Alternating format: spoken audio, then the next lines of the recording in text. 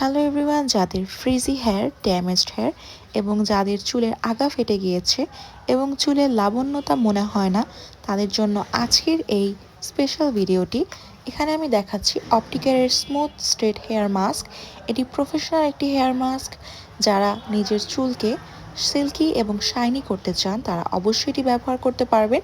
এটির স্থায়িত্ব অনেক বেশি, অর্থাৎ আপনি এটি সপ্তাহে একবার ব্যবহার করলে আপনি দেখতে পারবেন এটি 2 থেকে 3 সপ্তাহ পর্যন্ত আপনার চুলের লাবণ্যতা ধরে রাখতে পারে। আপনার চুলে একটি শাইনি এবং গ্লোই ভাব দিবে।